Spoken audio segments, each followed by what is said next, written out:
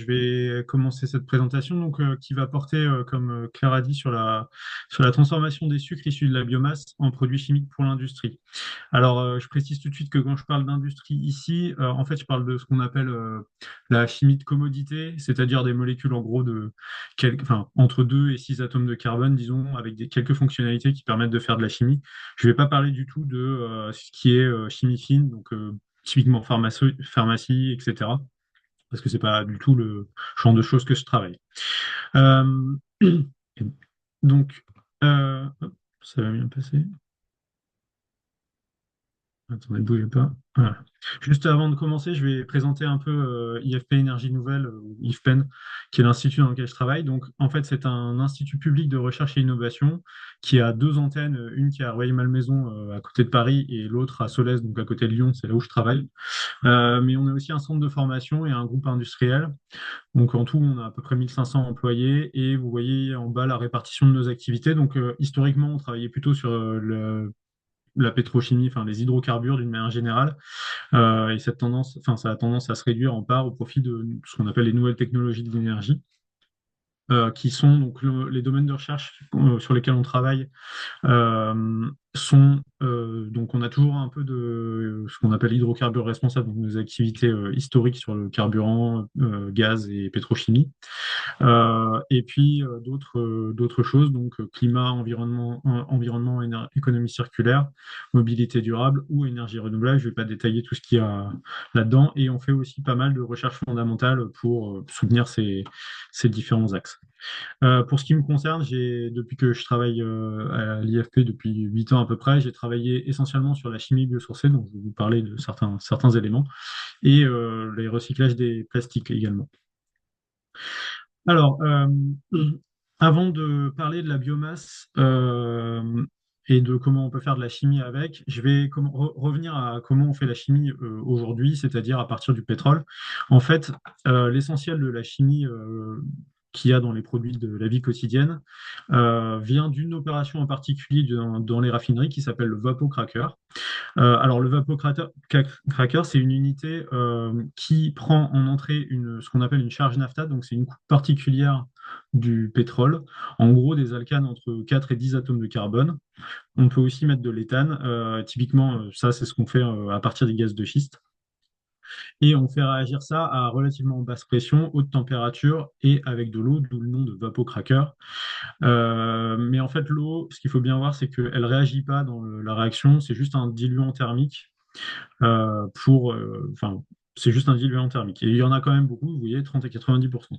Et en fait, les réactions que subissent les hydrocarbures dans ces conditions, c'est des réactions soit de craquage, donc un alcane d'une certaine taille donne un, un autre alcane et un alcène, euh, ou des réactions de déshydrogénation. Et donc là, à partir d'un alcane, disons ici le propane, on obtient l'alcène correspondant à l'hydrogène. Tout ça, ça donne un certain nombre de produits qui sont très importants pour l'industrie chimique et qui servent après à dériver tout le reste. Les plus importants, c'est l'éthylène, le propylène, les coupes C4, donc butène, butadiène, etc. Et puis les aromatiques, benzène, toluène, xylène. Donc vous avez les distributions de produits selon la charge naphta ou éthane, je ne vais pas rentrer dans le détail.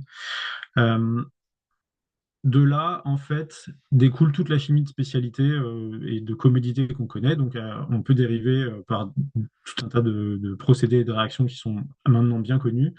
Donc, l'arbre éthylène comprend tout un tas de choses que vous connaissez bien, donc l'éthanol, l'éthylène glycol, des butènes, le chlorure de vinyle, etc.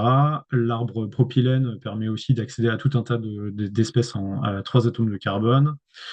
L'arbre des C4 également, et puis l'arbre des aromatiques, donc on obtient du xylène, des phénols, des acides enfin, ici l'acide téréphthalique.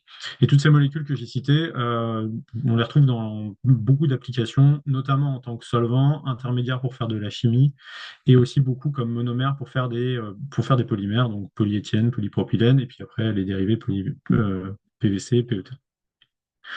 Donc ça, c'est la chimie à partir du pétrole. Euh, Et donc là, la question, c'est qu'est-ce qu'on peut faire avec la biomasse dans tout ça? En fait, il y a deux façons de voir les choses. Soit on peut considérer la biomasse comme une alternative au vapocracker pour faire à peu près la même chimie. Et donc, on va chercher à faire certaines de ces molécules, mais au lieu de les faire à partir du pétrole, eh ben, on les fera à partir de ce qu'on peut trouver dans la biomasse. Ou alors, on se rend compte que enfin, les structures qui sont présentes dans la biomasse permettent d'accéder à des nouvelles molécules. Donc là, vous en avez toute une liste. Des composés furaniques, des acides carboxyliques, des lactones, des dérivés de sucre, et qui peuvent avoir différentes fonctionnalités qu'on n'avait pas envisagées jusque-là ou qui n'ont pas été développées. Donc, je vais essayer de montrer un peu un exemple pour chacune des deux approches. Mais avant de faire ça, je vais définir ce que c'est que la biomasse et qu'est-ce qu'on peut utiliser, etc. Alors, pour définir la biomasse et donc les molécules qu'on peut y trouver dedans, j'aime bien garder la dénomination biomasse de première génération, donc 1G et 2G, même s'il y a des gens qui n'aiment pas trop ça, mais je trouve que c'est quand même assez parlant. Donc, vous avez peut-être déjà entendu cette terminologie. La biomasse première génération, on va dire que c'est de la biomasse qui est déjà traitée dans le cadre de l'industrie agroalimentaire.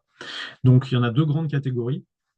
La première ici, le premier encadré, on va trouver dedans ce qui est produit de l'amidon, donc le maïs, le blé, ce genre de choses, dans lequel le composant principal qui nous intéresse, c'est l'amidon, donc qui est un polymère de glucose. Et le deuxième, c'est ce qui produit du saccharose, donc la canne à sucre, la betterave, où là, donc l'élément principal, c'est du saccharose, qui est un dimère de sucre. Alors, c'est un dimère de fructose et de glucose, je reviendrai un peu là-dessus après. Mais en gros, ça, c'est des choses qui produisent des sucres. L'autre grande catégorie, en bas, c'est ce qui produit enfin, c'est des graines oléagineuses dans lesquelles on va trouver des huiles végétales, donc colza, tournesol, huile de palme, dans lesquelles les molécules potentiellement intéressantes, c'est des triglycérides. Donc les triglycérides, c'est des triesters du glycérol avec un acide gras. Alors normalement, dans les plantes, c'est tout le temps la même chaîne carbonée. Là, c'est trois exemples différents, ça dépend des types de plantes, etc. Donc ça, c'est la biomasse 1G. Et on a également la biomasse de deuxième génération, dans lequel on n'est plus dans le cadre de l'industrie agroalimentaire, on parle d'autres types de choses de la biomasse. Euh, donc, en pratique, c'est soit des cultures dédiées à courte rotation, c'est-à-dire en fait certaines espèces de plantes, du miscanthus, ce genre de choses, qui poussent assez rapidement et qui font plusieurs rotations dans l'année, typiquement, donc on peut en récolter pas mal pour une même surface de terrain. Ou alors tout ce qui est résidus agricoles et forestiers, donc des chutes de bois, de la paille, ce genre de choses. Le point commun entre ça, c'est que d'un point de vue chimique, on appelle ça de la biomasse lignocellulosique parce que c'est composé de différents polymères de sucre et d'un autre biopolymère qui s'appelle la lignine. Ici, vous avez la répartition à peu près de ces différents polymères dans la biomasse de G. Euh, Le constituant principal, on peut quand même dire que c'est la cellulose. Alors la cellulose, c'est un polymère de glucose qui est différent de l'amidon par les enchaînements. Je ne vais pas rentrer dans le détail, mais bon, retenez que c'est un polymère de glucose. L'hémicellulose, qui est un polymère de différents sucres, des sucres à 5 atomes de carbone et des sucres à 6 atomes de carbone. On va retenir que c'est essentiellement du xylose et du glucose. Et c'est un polymère branché, contrairement à la cellulose qui est un polymère linéaire. Oui. Donc lui, autant la cellulose, ça cristallise très bien, autant l'hémicellulose, enfin, c'est pas très cristallin. Et le troisième polymère, c'est la lignine. Alors, je vous ai mis une petite représentation ici. En fait, c'est un polymère qui est pas très bien défini, mais vous pouvez voir ici que c'est un polymère qui contient des espèces phénoliques, enfin des motifs phénoliques, euh, et donc comment dire, qui est de nature quand même chimique assez différente des autres puisque c'est pas du tout les mêmes types de lésions. Dans la plante, en fait, dans les fibres de ces végétaux-là, c'est organisé de la façon suivante sur ce petit schéma. En fait, vous avez les fibres de cellulose cristallisée qui constituent le cœur, qui sont un peu enrobées, si vous voulez, avec de l'hémicellulose, et c'est empaqueté en assemblage qui sont enrobés par justement la lignine ici. Euh, alors, la biomasse deuxième génération, c'est relativement réfractaire à la transformation a priori. Et en fait, pour espérer transformer ça en molécules, il faut dans un premier temps essayer de récupérer les choses qu'il y a à récupérer dedans, notamment les sucres qui constituent ça. Et ça implique de s'arranger pour détruire la structure de la biomasse lignocellulosique qui est représentée ici. Et donc, en général, il y a ce qu'on appelle en amont d'envisager de faire de la chimie, une étape de pré-traitement ou de fractionnation dans laquelle on va séparer les différents constituants. Et qui est généralement en fait, c'est une série d'opérations qui est relativement complexe. Je vous en présente un exemple ici. Alors, il y a plusieurs façons de faire. Je vous présente celle qu'on a choisie, nous, dans notre entreprise, mais donc c'est assez représentatif de ce qui se peut se passer. Donc, ici, vous avez un schéma, en gros, de l'enchaînement des étapes. Euh, la lignocellulose, elle rentre ici. Dans une première étape qu'on appelle un pré-traitement, dont le rôle c'est de exploser en quelque sorte les fibres de biomasse pour éclater un petit peu les différents constituants et les rendre plus accessibles à différentes réactions consécutives. Nous, ce qu'on a choisi ici, on appelle ça une explosion à la vapeur. En fait, on mouille la biomasse qui est réduite en copeaux avant, hein, avec une solution d'acide sulfurique et on met ça sous pression et d'un coup on relâche la pression et en fait donc là, et c'est chauffé évidemment et donc en fait le fait que on relâche la pression fait que l'eau qui est contenue dans les fibres d'un coup se vaporise et ça mène à l'explosion littéralement des fibres et donc la fragmentation notamment de la lignine, en partie de la cellulose et l'hémicellulose elle est complètement hydrolysée. Donc elle passe en enfin les constituants passent en phase aqueuse et donc on peut les filtrer et les récupérer. Donc on récupère ici les sucres issus de l'hémicellulose qui sont xylose et glucose, disons. Un résidu solide ensuite qui contient les restes de fragments de cellulose et la lignine. Et donc, pour récupérer le glucose qui est contenu dans la cellulose, on pratique une hydrolyse enzymatique à ce stade, donc en ajoutant un cocktail d'enzymes qui fragmente la cellulose en unité glucose, qui donc devient soluble dans le milieu, et on peut la filtrer et récupérer le glucose.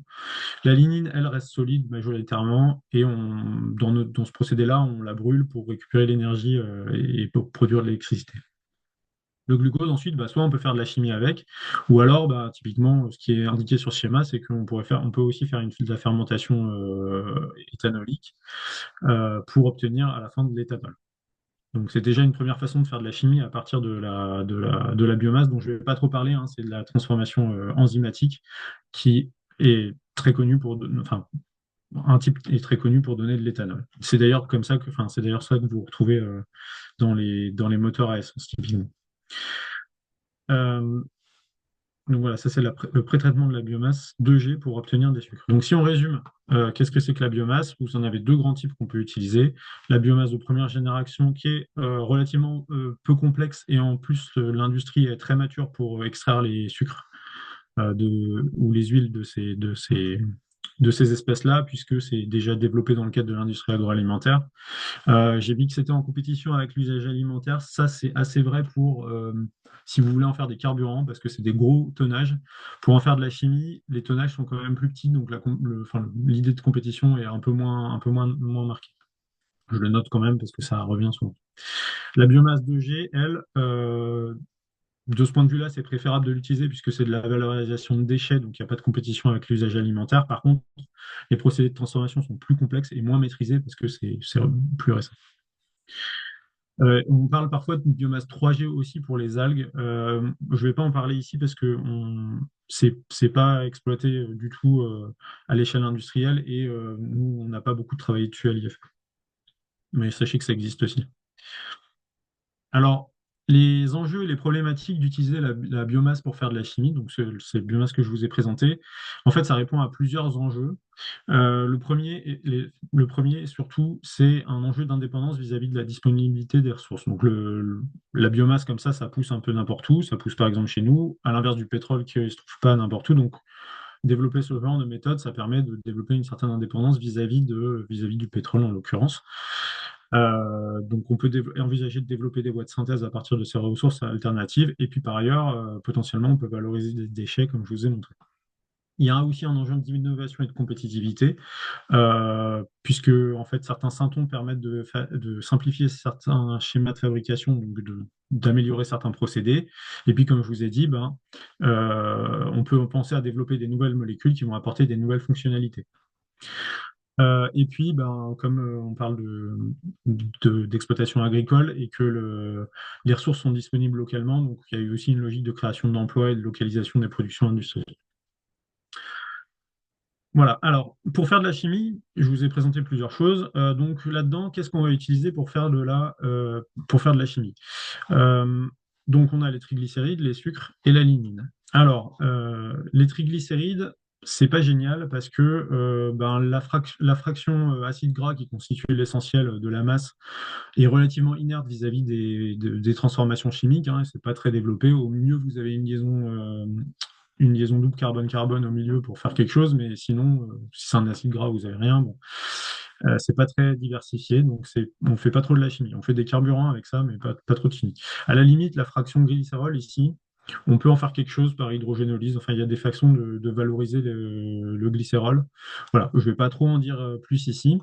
De l'autre côté, on a la lignine. Alors la lignine, a priori, ça pourrait être intéressant parce que c'est des motifs phénoliques, enfin, donc avec des fragments aromatiques. Le problème de la lignine, c'est que c'est des structures qui sont très complexes, c'est assez réfractaire à la transformation. Quand on essaye de les transformer, ça a tendance à former des liaisons carbone-carbone un peu partout et après ça devient. Donc c'est difficile de récupérer les monomères, même s'il y a certains motifs qui sont, comme je disais, très intéressants, notamment pour la cosmétique et la pharma. Donc voilà. Donc c'est plutôt des marchés de niche pour faire comment dire, de la chimie de commodité, on n'envisage pas trop ça. Et donc, il vous reste les sucres au milieu. Donc, j'en ai cité plusieurs, saccharose, xylose, glucose, qui sont en comparaison de la lignine des structures plutôt simples. Je ne vais pas en parler aujourd'hui, mais c'est des choses qu'on peut faire fermenter. Donc, on peut faire de la biotech là-dessus et aller vers différents types de produits, puisque c'est typiquement des substrats qui sont utilisés par des micro-organismes. Et d'un point de vue chimique, eh ben, on va voir que c'est un produit qui est relativement riche et varié. Bon, mais il faut réussir à contrôler la réactivité parce que comme il y a plein de fonctions chimiques, enfin, c'est pas très facile à contrôler comme on va voir. Donc, sans surprise, et de toute façon c'était dit dans le titre, on envisage surtout d'exploiter les sucres pour faire ce genre de valorisation. Alors, j'ai parlé de sucre, mais j'ai pas encore exactement défini. Donc, bon, vous savez peut-être ce que c'est, mais je fais quand même un rappel. Donc, un sucre, c'est un monosaccharide. Enfin, un monosaccharide peut s'écrire sous la forme d'un hydrate de carbone, donc littéralement avec N molécules d'eau pour N atomes de carbone. Typiquement, N vaut entre 3 et 7 enfin, d'une manière générale. Et puis, ceux qu'on trouve dans la biomasse, c'est généralement 4 ou 5. Non, pardon, 5 ou 6. On trouve aussi 4, mais plutôt 5 ou 6. En anglais, ça s'appelle carbohydrate, donc ça dit exactement ce que c'est un hydrate de carbone. Euh, un sucre, ça ne se résume pas à une formule brute. En fait, ça se définit par différents éléments. Il y a toujours une double liaison carbone-oxygène et puis un certain nombre de groupements hydroxyles avec une stéréochimie particulière. Et donc, le nombre d'atomes de carbone, la position de la double liaison carbone-oxygène et la stéréochimie des différents groupements hydroxyles définit un sucre particulier. Donc, j'ai cité le glucose. Le glucose, c'est à cette structure-là, si on l'écrit sous forme linéaire, donc avec la liaison carbone-oxygène en bout de chaîne, et puis une stéréochimie particulière sur les autres atomes de carbone avec 6 atomes de carbone en tout. Et en fait, comme vous avez des fonctions hydroxyle et une fonction carbonyle, et ben, vous pouvez faire des réactions de cyclisation, enfin d'hémiacétylisation intramoléculaire, qui vous amènent à différents types de formes cycliques qui coexistent à l'équilibre en solution. Donc on distingue les formes pyranoses dans lesquelles il y a un cycle à 6 atomes, dont un oxygène, des formes pyranoses et furanoses dans lesquelles il y a un cycle à 5 atomes, dont un oxygène. Et donc là, vous voyez, dans le cas du glucose, on forme en tout au plus 6 formes à l'équilibre, qu'on appelle des formes tautomères, dont majoritairement les formes pyranoses en l'occurrence.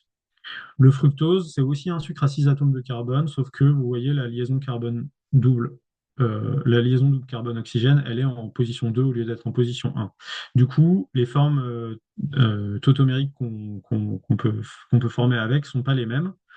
Et du coup, les abondances non plus, en l'occurrence. Et puis, l'autre que j'ai cité, c'est xylose. Alors, le xylose, c'est un sucre à 5 atomes de carbone avec la liaison carbone-oxygène en bout de chaîne. Donc, dans tous les cas, on peut avoir coexistence des 5 formes.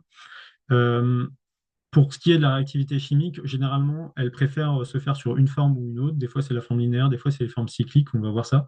Euh, je considère dans ce que je vais montrer après que toutes les formes sont à l'équilibre et donc ça peut se faire indifféremment. Enfin, je ne considère pas comment dire, comme limitant l'interconversion entre les formes, d'accord?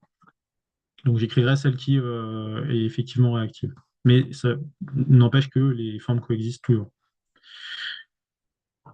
Donc un sucre, ça. Donc jusque-là, la chimie, elle est faite avec des hydrocarbures, et il y a quand même une grosse différence avec les sucres, c'est que les sucres, c'est pas stable en température. Ça a tendance à former tout un tas de réactions que je vais montrer après. Et donc ça a un certain nombre de conséquences, c'est-à-dire que c'est pas distillable. Donc, on ne peut pas séparer par distillation des sucres. On ne peut pas les vaporiser non plus. Donc, les réactions, on est obligé de les faire en phase liquide. On ne peut pas les faire en phase gaz, comme beaucoup de choses qui se font dans l'industrie. Et donc, il faut un solvant. Donc, souvent, c'est l'eau, mais pas toujours.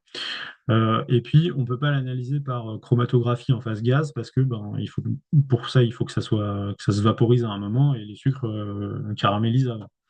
Donc, on peut quand même les analyser par différentes techniques au laboratoire. Le premier que j'ai marqué ici, c'est on peut quand même faire de l'AGC, mais il faut ruser un peu. C'est-à-dire qu'il faut faire une étape de dérivation dans laquelle on utilise, enfin, en fait, on fait une silylation de tous les groupements hydroxyles et on les remplace par des groupes triméthylsilyl, par exemple. Et dans ce cas-là, même si la molécule elle est plus lourde, du coup, il n'y a plus d'interaction hydrogène et donc on peut analyser sans GC. Et ça, c'est un chromatogramme de fructose pure qui est dérivé. Et donc, vous voyez qu'on a bien non pas un pic, mais cinq, parce qu'on a les cinq formes tautomères et chacune a subi indépendamment cette réaction. Et donc, chacune fait un pic. On peut faire de la chromatographie liquide, donc high performance liquid chromatography ici. Donc là, c'est une méthode qu'on a au labo. Et donc, vous voyez, ce qui est intéressant là, c'est que on voit que cette méthode, elle est capable, enfin, certaines méthodes sont capables de distinguer des sucres qui sont pourtant des isomères et qui sont très proches en structure. Mais n'empêche qu'on arrive à distinguer du glucose et du mannose. Alors le mannose, c'est un isomère du glucose aussi. On arrive à distinguer le fructose, etc. Et puis on peut faire de la RMN, c'est une technique qui est très utilisée dans l'analyse des sucres, parce que chaque forme tautomérique fait un jeu de signal particulier. Et donc là, c'est un spectre RMN du carbone de fructose pur. Et donc le fructose, ça a 6 atomes de carbone. A priori, on attend 6 signaux. Mais en fait, on en voit alors 24 en principe, il faut zoomer pas mal, parce qu'il y a au moins 4 formes qui sont présentes dans des proportions importantes. Donc c'est d'où l'allure du spectre. Et alors pour les gens comme moi qui essayent de transformer les sucres, il y a un gros problème avec les sucres, c'est que ça a tendance à, je vais appeler ça caraméliser dans un premier temps, en fait à former des espèces polymériques qui, dès qu'on essaye de les chauffer, surtout si on met un acide ou quelque chose comme ça, nous on n'appelle pas ça du caramel, on appelle ça des humines.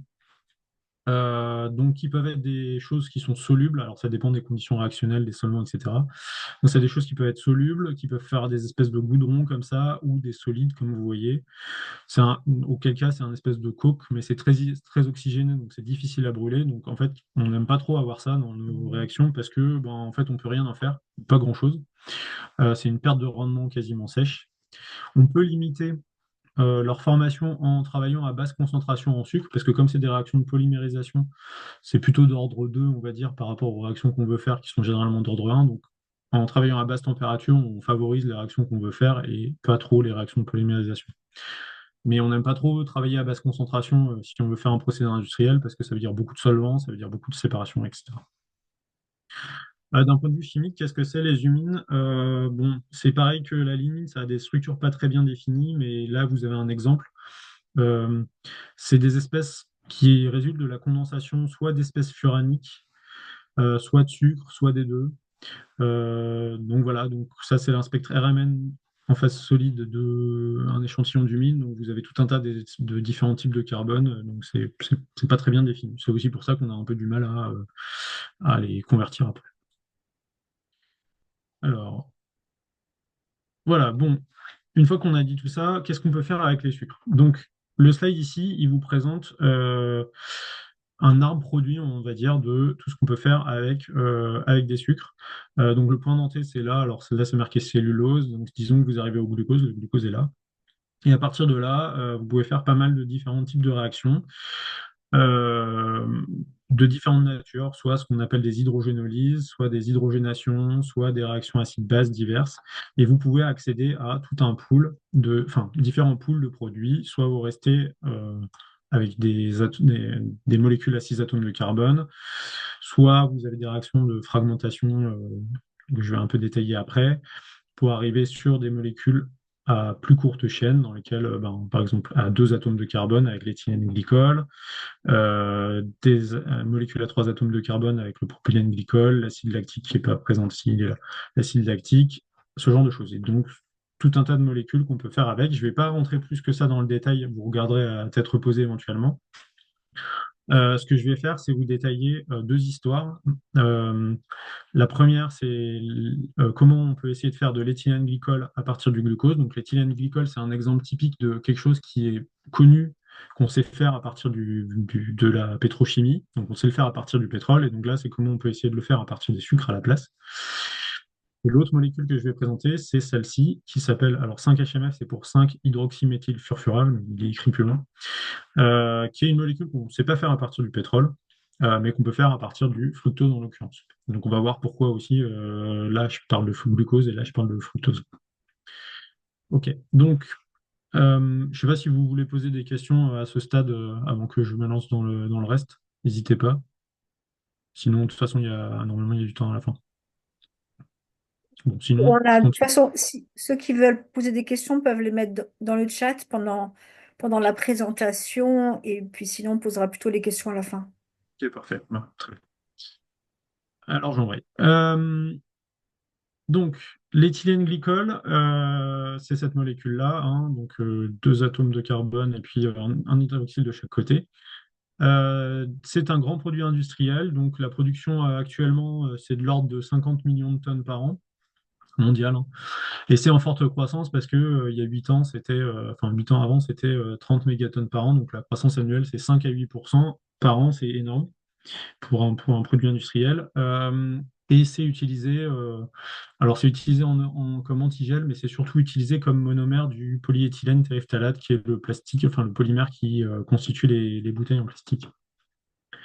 Donc si on veut faire ça à partir de la biomasse, comment est-ce qu'on peut s'y prendre? En fait, il y a plusieurs façons de faire.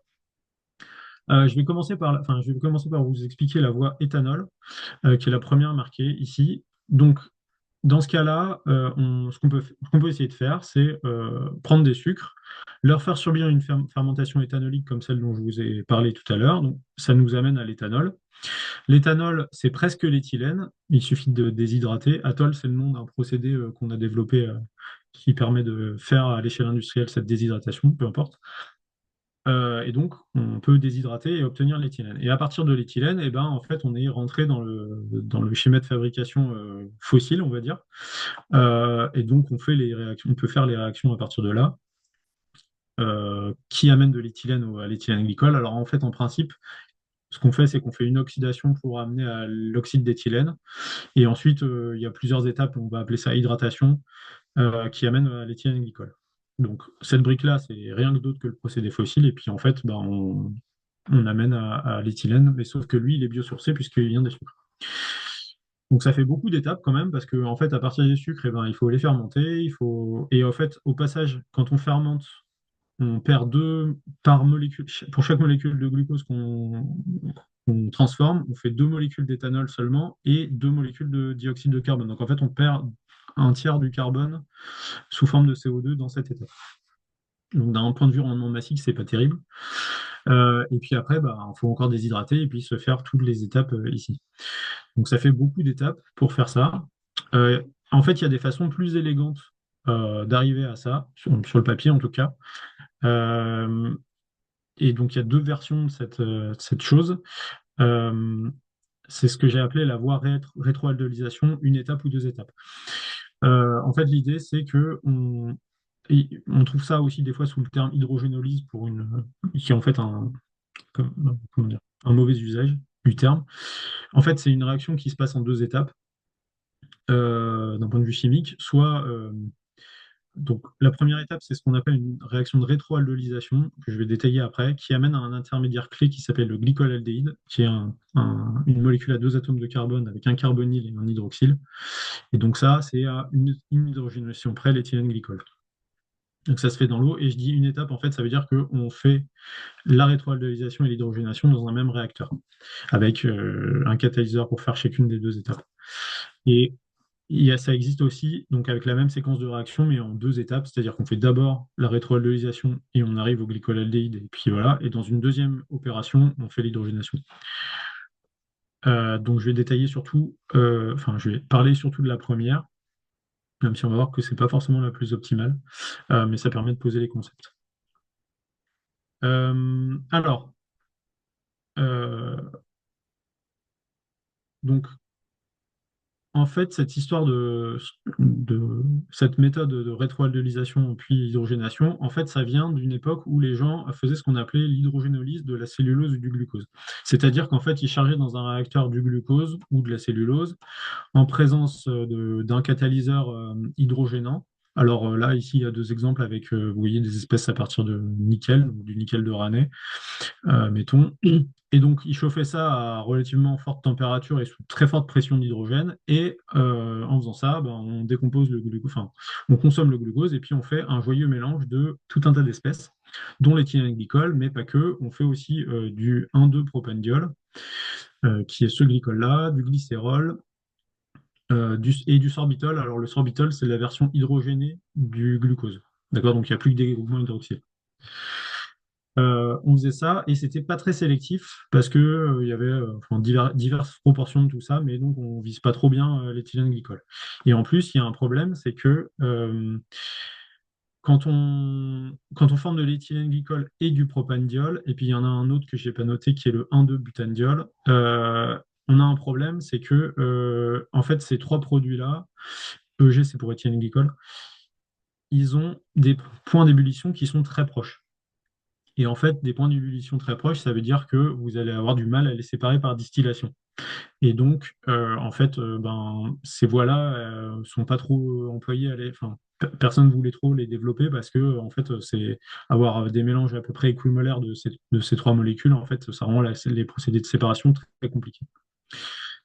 Jusqu'au jour où, en fait, c'est des gens en Chine, au Dalian Institute of Chemical Physics, qui ont découvert ce que je vais appeler ici l'effet tungstène.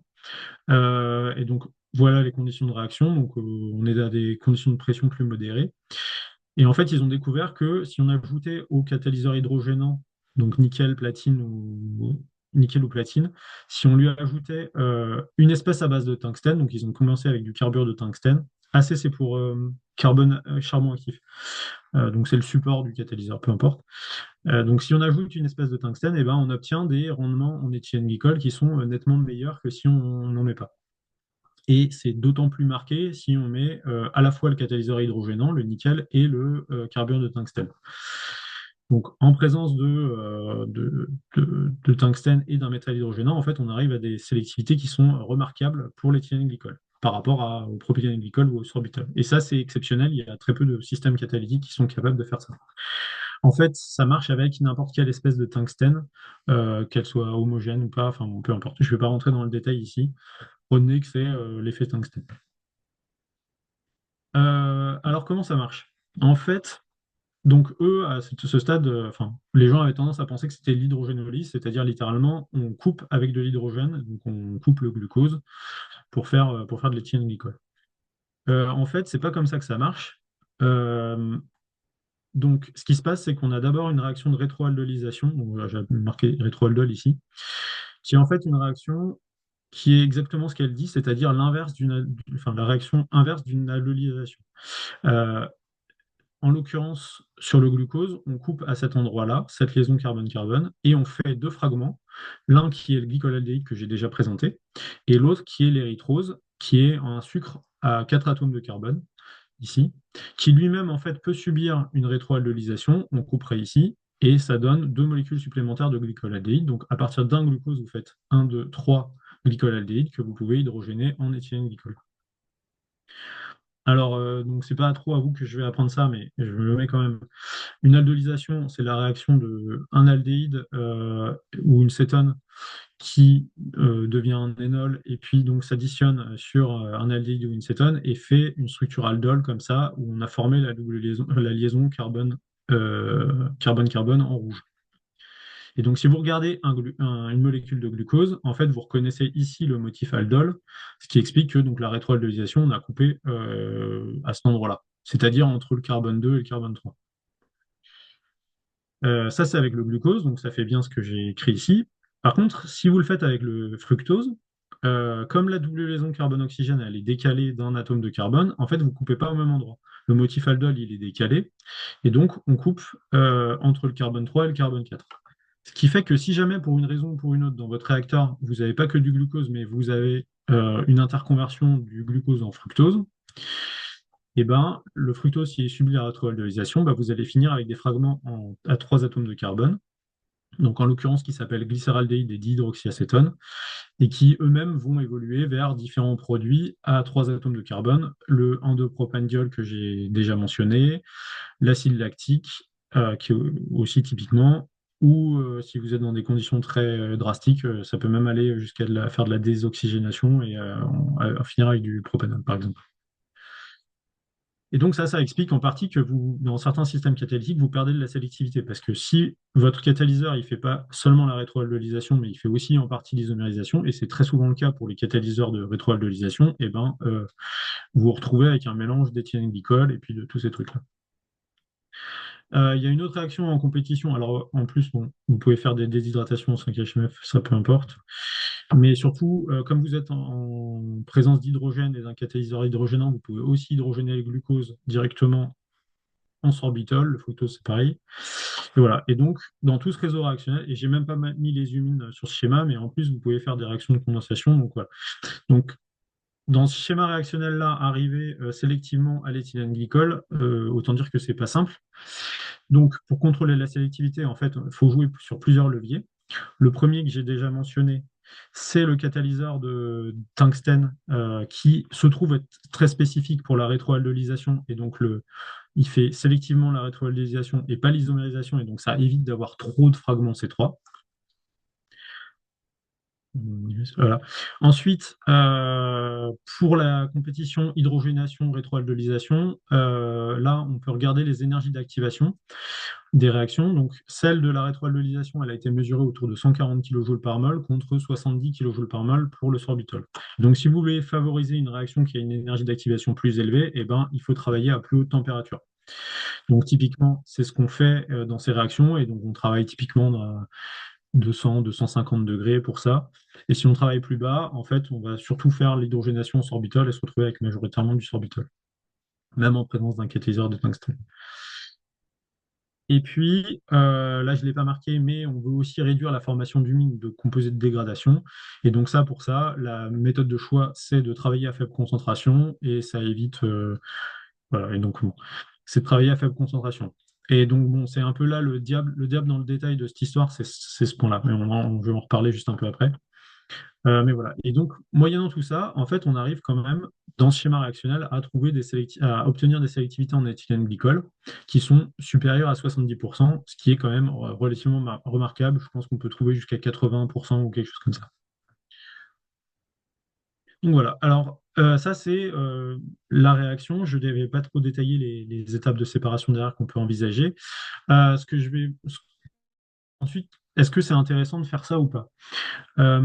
Alors, le premier slide ici parle enfin, on a réalisé des analyses technico-économiques sur ces différentes voies ici. Donc la voie éthanol que je vous ai brièvement décrite tout à l'heure, la voie rétroaldolysation en une étape dont je viens de parler, et puis la voie rétroalysation en deux étapes. Je n'ai pas détaillé. Les conditions sont assez différentes, mais le principe, c'est le même. On fait d'abord une rétroalysation, puis ensuite une hydrogénation. Ici, vous avez les coûts de production de l'éthylène agricole en fonction du prix du sucre.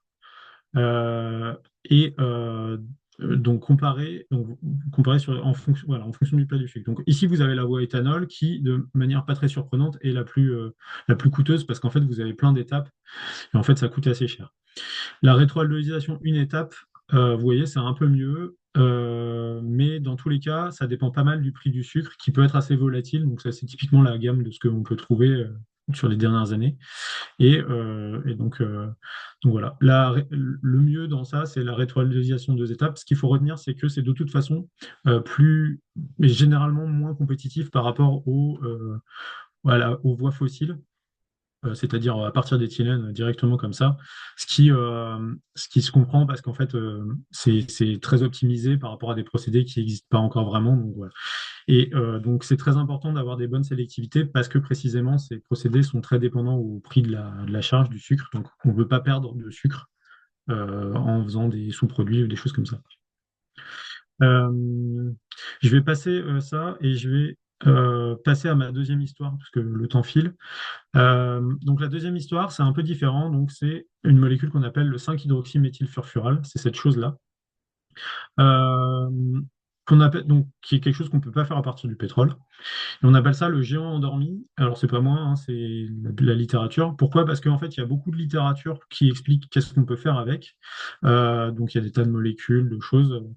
Mais en fait, il n'y a pas encore de procédé industriel qui permette de faire cette molécule. Alors c'est bien parce que c'est obtenu par déshydratation des sucres, je vais vous montrer comment. Par contre, il y a tout un tas de problèmes, et notamment là c'est pareil, les rendements de synthèse sont généralement faibles et c'est ça qui a un peu rebuté les gens à développer ce genre de procédé à l'échelle industrielle. Nous, on a fini par développer un procédé et pour une application un peu particulière, en fait, c'est pour faire des résines. Alors l'histoire, ça remonte à 1907 où Léo Baekeland a découvert la bakélite. Donc c'est un polymère c'est une résine phénylphtormaldéhyde. Donc vous avez une structure ici et qui a servi à faire tout un tas d'objets très vintage que vous avez peut-être chez vous. Euh, mais aussi, plus sérieusement, ça sert dans la fabrication de différents isolants contreplaqués, etc., et des pneumatiques. Le problème de ces résines, c'est qu'elles contiennent du formaldéhyde et qui est ce qu'on appelle une substance of very high concern, donc quelque chose qui est dangereux. En fait, c'est le formaldéhyde est cancérigène et comme c'est un produit assez volatile, en fait, il a tendance à relarguer dans le temps dans les atmosphères, typiquement si c'est employé comme matériau de construction.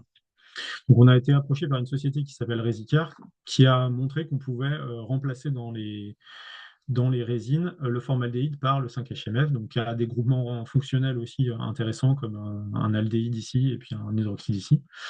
Donc, voilà. Donc, ils voulaient faire du 5-HMF pour faire des résines.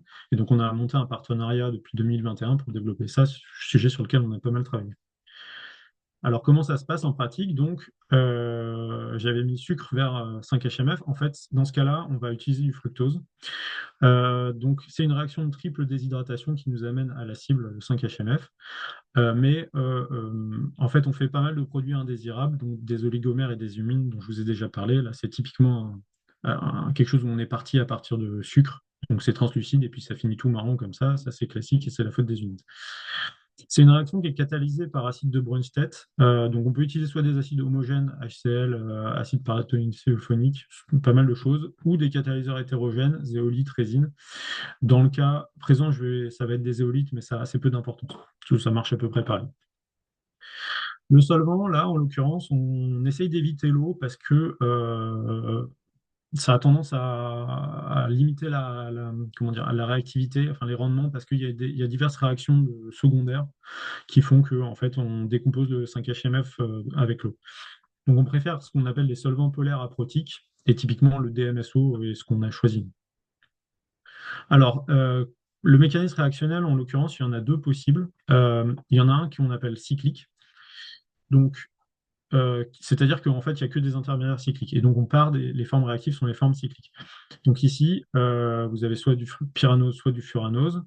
En fait, la réaction se ferait sur le furanose, avec une première déshydratation qui amène à cet intermédiaire I1 là, qui peut il y a un équilibre cétoénolique ici. Une deuxième déshydratation qui amène à I2, et puis la déshydratation finale en 5-HMF. L'autre mécanisme, c'est le mécanisme acyclique, dans lequel là, cette fois, les intermédiaires clés, c'est des espèces acycliques. Et puis notamment ici, vous avez un diol, ouais, un N-diol. En fait, c'est la version énol du fructose ou du glucose. Et puis ça passe par des intermédiaires cycliques et ça cyclise dans un second temps ou dans un troisième temps. Pour savoir si c'est l'un ou l'autre, on a fait de la RMN, on a suivi la réaction par RMN du carbone, mais pour y voir quelque chose, on a utilisé du fructose qui était marqué sur toutes les positions. Et du coup, vous avez des spectres assez complexes parce qu'en fait, on voit les carbones les couplages entre les différents atomes de carbone. Bon, donc à T0, on voit que le fructose, et puis au fur et à mesure que le temps évolue de réaction, on voit diverses choses apparaître, dont ici, alors on ne voit pas très bien, mais vous me croyez, un signal particulier autour de 120 ppm qui est en fait caractéristique de l'intermédiaire I1 que j'ai mentionné ici. Là. Et puis, il disparaît avec le temps et il y a un autre signal ici qui correspond à un autre intermédiaire cyclique que j'ai appelé I2 précédemment, qui pousse, et puis à la fin, on voit le 5-HMF après une heure. Donc là, ça favorise ça vous montre qu'en fait, ce qui se passe, c'est le mécanisme cyclique, puisqu'on a détecté les deux intermédiaires clés qui ne sont pas présents, et puis on n'a vu aucun autre intermédiaire acyclique potentiellement impliqué. Et donc ça vous explique pourquoi on doit partir du fructose et pas du glucose.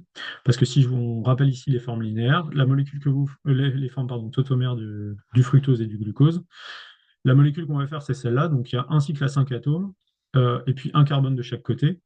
Donc si vous prenez le glucose, ben, lui, ses formes à 5 atomes, ses formes furanoses, ben, en fait, il y a 2 atomes de carbone d'un côté et puis zéro de l'autre, contrairement au fructose où vous avez bien les formes furanoses qui ont un cycle à 5, un carbone, un carbone.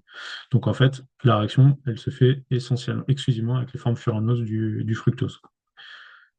Et donc, on doit utiliser du fructose. Ce qui ne nous arrange pas trop parce que c'est plus cher, mais bon. Le temps passe, donc je vais peut-être accélérer un tout petit peu. Le reste, détailler un peu l'optimisation de la synthèse, vous pourrez regarder. Je pense que c'est euh, pas très, pas très, euh, pas très compliqué. Je vais laisser un peu de temps pour les questions. Euh, Voilà, et je parle juste rapidement de ça. Donc, ce procédé-là, nous, on l'a fait partir de l'échelle laboratoire et puis on a fait différentes étapes de ce qu'on appelle le pilotage pour voir si la synthèse marchait aussi bien et les différentes étapes à différentes échelles. Donc, on est passé par 5 kilos, puis 500 kilos et avant de pouvoir proposer un procédé industriel qui est actuellement en construction à l'échelle de 1 kilotonne par an. Donc voilà, j'en viens à la conclusion de cette présentation. Donc, le message, c'est que donc, pour faire de la chimie à partir de la biomasse, il faut considérer qu'il y a différents types de biomasse, la biomasse 1G, la biomasse 2G, avec différents types de molécules qu'on ne peut pas exploiter pareil. Celles qu'on va privilégier, c'est plutôt les sucres. L'objectif de faire ça, c'est essentiellement de diversifier les ressources, localiser les productions et d'obtenir de nouvelles fonctionnalités. Ça, c'était le cas de ce que j'ai montré pour le 5-HMF, où on avait une nouvelle molécule qui permet de faire quelque chose de mieux dans les résines. Et puis au niveau de la conversion des sucres, on a une réaction qui est relativement riche, mais assez complexe et surtout difficile à maîtriser. Il faut utiliser le bon sucre pour faire la bonne molécule. Vous voyez, pour l'éthylène-glycol, il faut vraiment partir du glucose. Pour le 5-HMF, il faut vraiment partir du fructose. Donc, c'est des contraintes. Et puis, c'est très important de maîtriser les rendements parce que ça a des conséquences assez importantes sur les coûts. Donc, en évitant les sous-produits, ce qui peut se faire soit en travaillant sur le catalyseur, soit en travaillant sur le procédé, soit sur les deux. Voilà, j'espère que ça vous aura intéressé. Je reste à votre disposition pour les minutes qui viennent pour des questions. Puis vous avez mon adresse mail ici si jamais vous avez des questions par la suite.